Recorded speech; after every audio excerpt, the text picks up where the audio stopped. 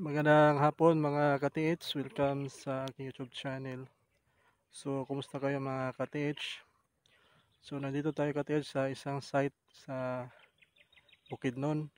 Meron tayong nakita dito isang marker o isang bato na nakuhanan ng giveaways. So, panoorin nyo ito mga ka-TH, itong video na ito. Bali ito po yung bato mga ka-TH na nakuhanan ng giveaways. Rock enclosed po ito na nakuhanan. So, ito yung kaniyang mga marker or sign. Yan. So dito po yung nakuha ng mga katits na giveaways dito. Kita nyo. Yan. So bali ayun po dito sa mga nakasaksi ay may tapal po ito dito na parang tinakpan ng simento.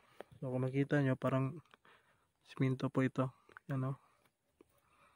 Yan parang simento. Tapos dito yung item nilagay. Yan. So ngayon wala nang laman. Kasi nakuha na. Yan. So ito yung kabuuan niya, yung mga bato. Ito yung sa pang sign. Yan. So parang nagkulugan ng parang sapa na sign, letter Y. Yan.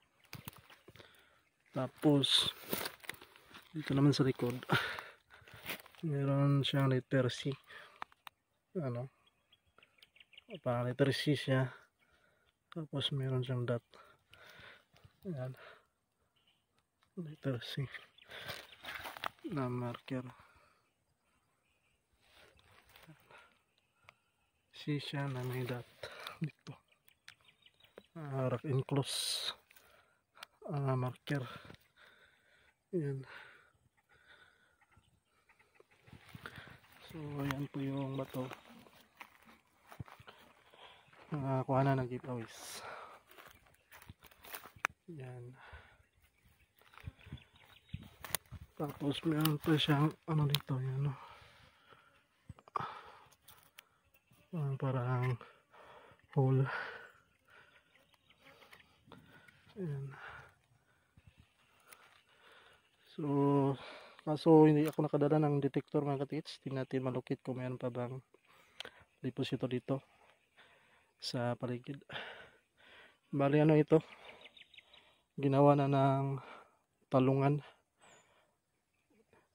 na farm. Yan ng mga talong. Itong area na ito. Yan yung mga talong bago pang tinanim na talong. So isa lang bato nandito. Ito lang. Yan. So yun lang mga tits ang aking video. So sana ay nag-like kayo nitong video nito. At sana ay mag-subscribe kayo at mag-comment. So ito yung kaniyang yung kaniyang place dito sa Bukidnon. Yan. So napaka-peaceful ito mga tits, wala mga bahay.